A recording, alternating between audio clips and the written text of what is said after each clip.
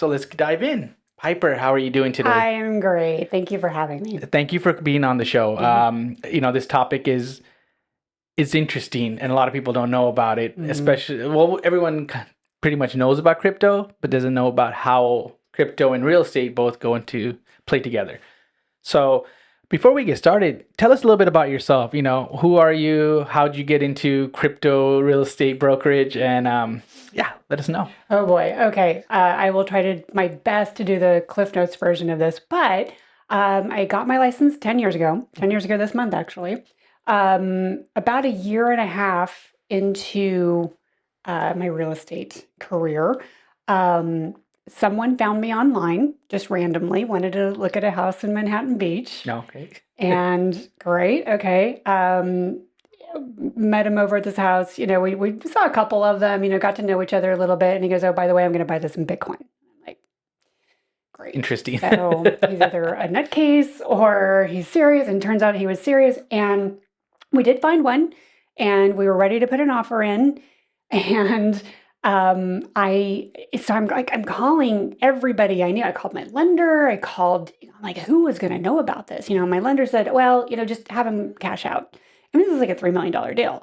Um, and cash out, season the funds. Well, that wasn't an option because we Mm. needed to get the offer in, right? Nobody else knew what to do. So we kind of just put the puzzle pieces together as we went. We built the plane as it was flying, so to speak. But we put the offer in, and of course the seller's agent just was convinced that we were trying to scam him. But we managed to show proof of funds just in a very archaic way. And this was back in 2016, Oh, right? okay, yeah. So my buyer literally took a picture, like a selfie in front of his computer with his wallet, and it was just, and somehow they took it. Okay, great, but the EMD went through, no problem. But how are we going to, and he actually did that in cash because he had that in cash, but the rest of the consideration, we're talking about, it was like a $3.2 million deal. We didn't know how we were going to move these funds. Mm-hmm. And so we had a roundtable discussion and, with the buyers, the seller, everybody. And the seller ended up saying, okay, she was kind of young and hip enough. I'll open up what was a BitPay account at Okay. that point. Which is a payment processor. Mm. I'll open up a BitPay account and I'll take the funds. So anyway, long story short, we get it done. It took a couple of years off my life still, but and that was the first one, and it was the second one that was done in California. Oh, I'm not wow. sure at that point how many had been done in the nation. Don't know. I think there was another one in Texas.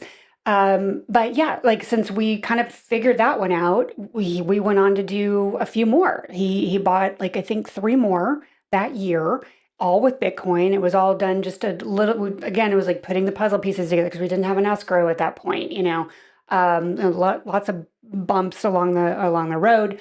But word got out, Mm-hmm. that we were doing these, and then all of a sudden, people want to talk to me, and people wanted to, oh my God, and then like the blockchain association at the time asked me to go speak in New York. I had no idea what blockchain was. I'm like, oh my God, okay, this sounds really cool. And I want to go to New York. So I'm literally like finding any class that I could find online, just to watch these videos before Right. so I wouldn't sound like a complete idiot with this blockchain association thing. So and I thought, well, I thought maybe I was late to the game. Mm-hmm. Maybe other people were doing this and I just didn't know about it. And I got up and, was with this panel discussion, and I said, yeah, I've done four of these. And at the end of this conference, I was like rock star status, to these blockchain people. And I'm like, oh, really? Nobody else is doing this? Okay. And then it just kind of took off from there. And then, reputation gets out, Right. and I had more people finding me, hey, you can do this, great, and we just got the ball right. I fell backwards into it completely, and I built a company around it because there was a huge hole there that I found. That's awesome. Yeah. So 2016, so right before the first Bitcoin real ramp up, right? Yep. Yeah, Yeah. must have been interesting It after was that. very interesting. So, just some numbers that will kind of blow your mind. Bitcoin at that time was around, but when we closed, it was around $1,200, and Okay. I thought, oh my gosh, that's so much. Hmm. You know, Yeah. and when we had this roundtable discussion, we got lucky. The CCO, Sunny Singh from BitPay, he's not there anymore, but he was coming through town. And I thought, okay, great. We could really use you right now because we need to convince these people that, Bitcoin is real and like we're not messing around. And he comes in there and he's just so confident. He's like, oh yeah, and this by this time it's like, beginning of 2017. Oh yeah, by the end of the year, Bitcoin's going to be $5,000 easy. And we're like, Well, hmm. wow. And actually, he undershot it. It was Yeah. 20 grand by the end of Yep. 2017. So yeah, it was just a trip. So that seller took Bitcoin. Yep. So she made out. Well, she took. So here's the thing: they took cash at the end of the day. Okay. So had she taken Bitcoin. Bitcoin, I did the rough numbers this morning. They would probably have $220 million around there. Man. Doing what Bitcoin's doing right now. So yeah, that they would have made like crazy generational wealth. Wow. Yeah. Wow. Yeah. Okay. So- Right. Right. I know. Right. It was funny. I was watching Million Dollar Listing a couple of years ago, and I think was it Ryan Shurtard was having a client that Yeah. he was selling a condo or something over there, and it was $13 million, and the client wasn't concerned about the offer being in Bitcoin. He was just worried about the offer price. Yeah. And they didn't accept it or whatever. And so I saw a podcast, or not a podcast, but it was something on Instagram where like, if that person had taken that, it was worth like $450 million at this point. Yeah, it's Yeah. insane how Yeah. crazy it went. So, okay, you just told us about a couple of transactions that you did. Yeah. I mean, I know regular and viewers know they own property, so we know the traditional escrow and how it goes. But how does it work in when you're doing crypto exchange or to buy a property? Is because we have wire fraud when it comes to here, Yeah. but crypto and scams and fraud, that's like goes hand in hand. A lot of people get scared, especially if they do have crypto coins or Bitcoin or whatever it may be. Can you explain a little bit about that, how the escrow process on a property? Absolutely. So we do what's called KYC AML up front. I mean, we Could you kind of do, explain? yeah. KYC is know your customer. AML is anti-money laundering. Okay. So they kind of go hand in hand. So we if somebody comes to us and says, "Hey, we've got a ton of Bitcoin, want to buy a house," great. Well, we need to vet you, make sure that you are who you say you are. You're not from a blacklisted country, and you're not doing nefarious activity in your wallet or whatever, and like you are you. That's the KYC part. And then we look at the wallet. What is this wallet doing? Are you sending weird stuff, to weird wallets? What's going on? Do you have control over that wallet? We want to see you do a transaction or sign something, digitally. And then once, and that takes like no time. We can get you through the system with a proof of funds letter in 2 days tops. Okay. Yeah. So we do all that up front. And then once we vet someone, then it's just like, oh, cash transaction. We have a lot of people come to us whose realtor won't take them seriously, who, they want to put in an offer. The seller's agent's not taking them seriously because because they say, well, I've got this wallet, look at this, and it might have $6 million in it or something, but they're like, well, what am I looking at? They have no idea. Right. So at that point, it's more or less a cash transaction. So put the offer in. We can do it several different ways, but what's the most expedient is doing the conversion during the escrow process. Okay. We have an escrow company, Guarantee Escrow, who does this. They're set up to do these types of transactions. And so it's really just, the buyer sends the Bitcoin. They have through a secure link, they've got just a finite amount of time to pay it, because it's a secure link. Once they hit send, the price is locked in, and that gets shoved over to the escrow account, and it gets converted to crypto, or sorry, the crypto gets converted to cash right away, Okay. and it's done. Okay. So at the end of the day, if the seller's not taking Bitcoin, they get cash, Okay. and everybody's happy. Oh, So, yeah. okay. So pretty much just like a regular transaction, just with Pretty much, a yeah. couple of exchanges and Yeah. links to clink. Okay. Yeah. That's interesting. I always thought that people worry about the volatility of Bitcoin or any cryptocurrency. How does it get locked in, and kind of great that you clarified that once it gets transferred, it's That's it. whatever it is. Yeah. Okay. And then let's say that's for the EMD, right? The initial deposit. And we're going through escrow, and now we're getting towards the closing, and you need the rest of the consideration. Let's say, if the volatility goes down, buyer wants to back out. It is normal transaction. The money get converted back to whatever the Bitcoin is at that point and sent back to the. It can, but because of DFPI regulations and stuff like that. I mean, I say it can. It really can't. They would get fiat. It would be wired back to them, because the crypto can only go one way right now. It can go through escrow, get converted to cash, but then they get into kind of like weeds, if they send the crypto back to them. Hopefully that will change over time, with the changing regulations and everything. But yeah. Okay. Yeah. You know what? I was talking to someone, and they were talking about this topic about lending crypto to purchase property, or more like a kind of a syndication. We'll be a GP, we'll give you funding.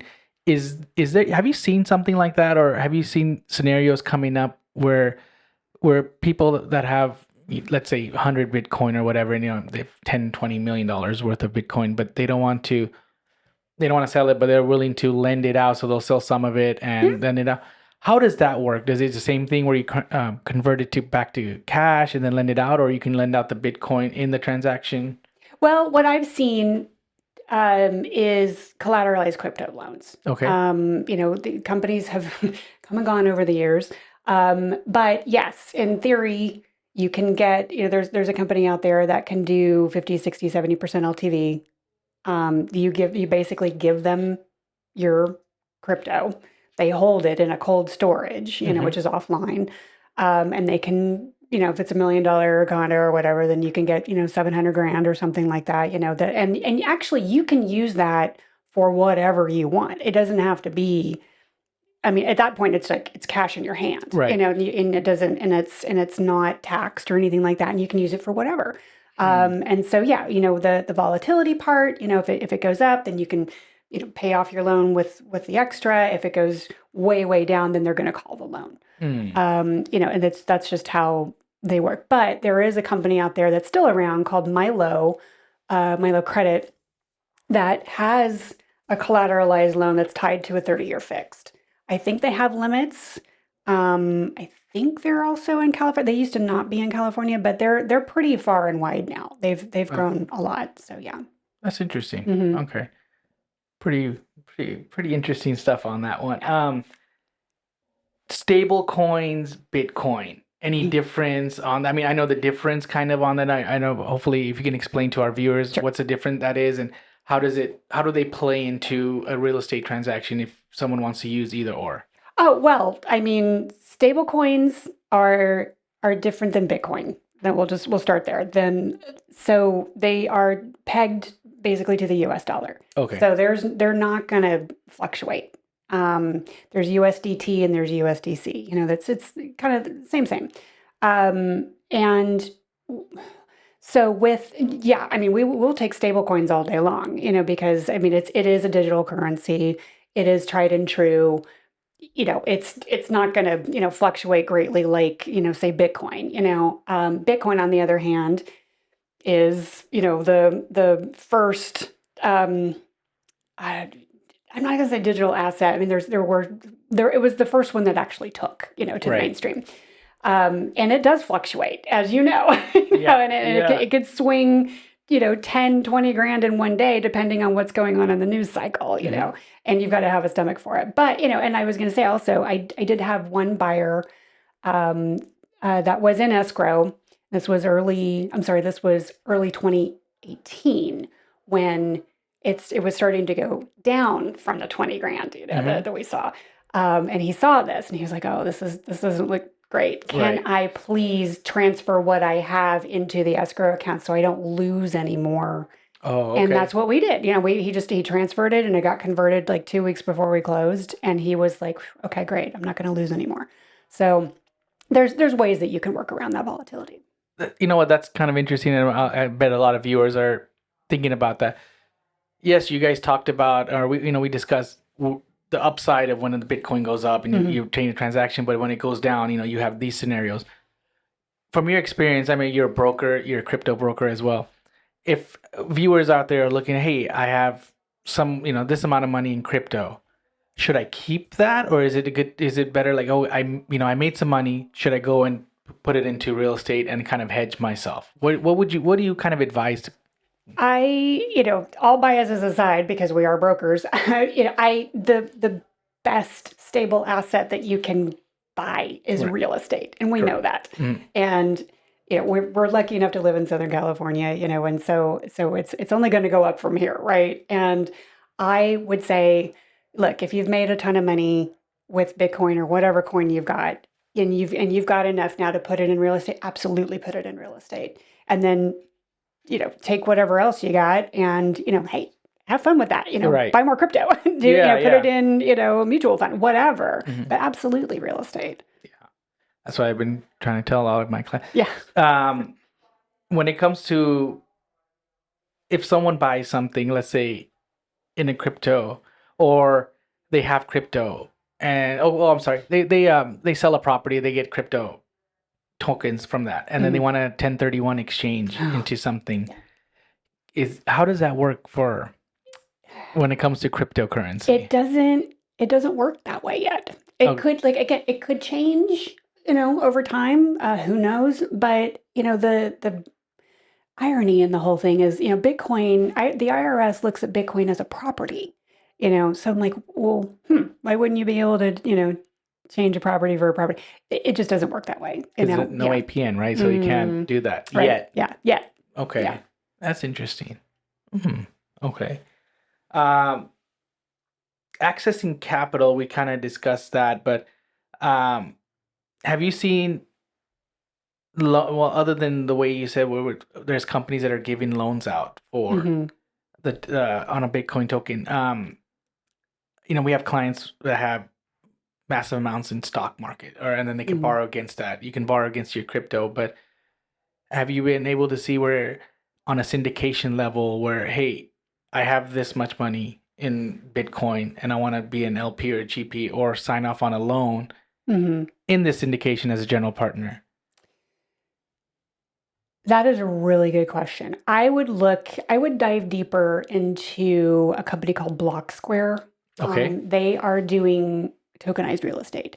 I don't know the inner workings behind them yet, and when you say syndication, it's like, well, there might be out there. I don't know of like an honest to God, like crypto syndication. There might be. MicroStrategy. MicroStrategy. Okay.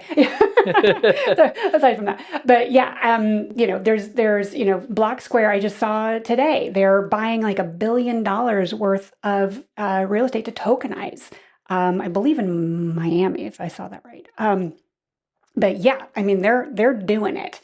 But as far as like loans and this and that, I honestly don't know. But raising capital, anybody can do that as long as you're in favor with the SEC. Right.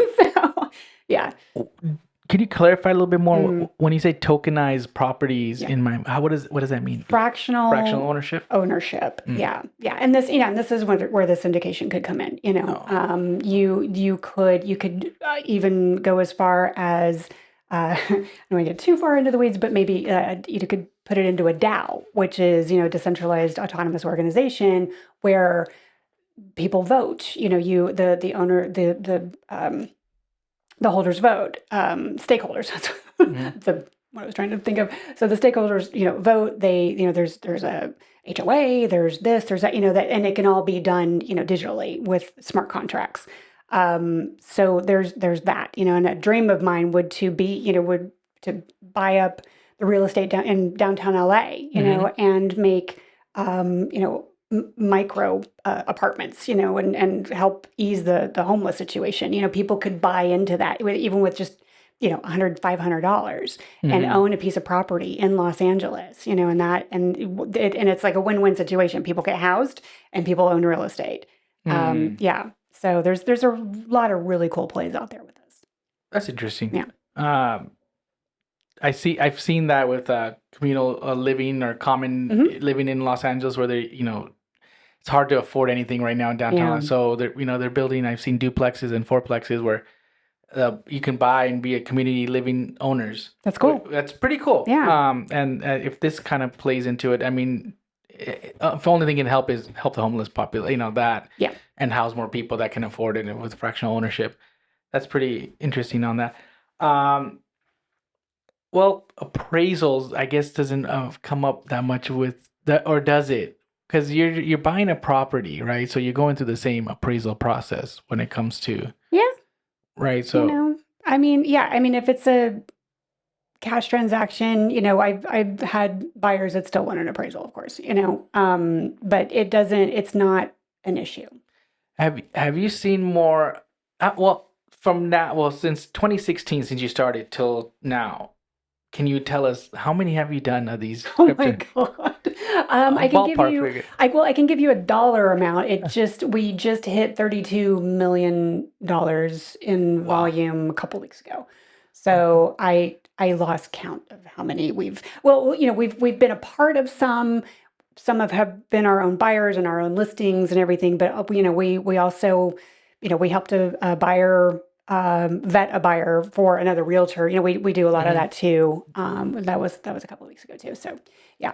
Give me one of the wildest or strangest crypto transactions you had. It was, going probably my first one, because it was, getting more into the weeds on that. I was trying to gloss over it because it was drama. Like I said, the selling agent convinced we were, trying to pull a fast one.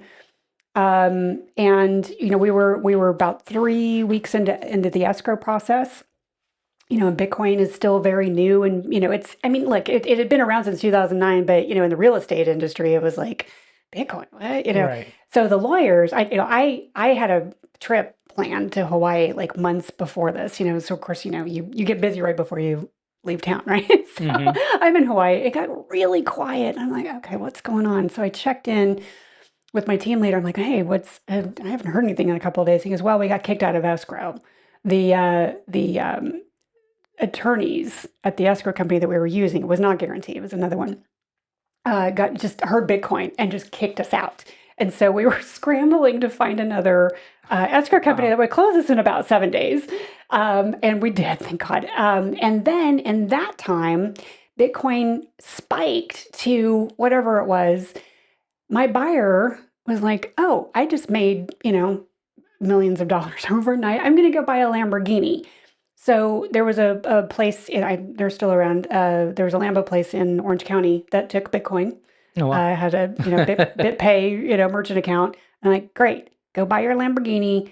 Give me the bill of sale, the guy you talked to, everybody, just give me everything you got, And so I took that bill of sale and I took it to the selling agent and the escrow company. I'm like, look, you can buy really high ticketed items with this, Right. And that the Lambo actually helped us get the darn house, it was insane. And we ended up closing on time, but boy, it was a fight, That's interesting. Yeah. We always tell our clients, right? Don't buy anything high ticket while you're in escrow. And this one actually helped. It actually helped. Yeah. And it wasn't a loan. So I was like, okay, great. Cash, fine.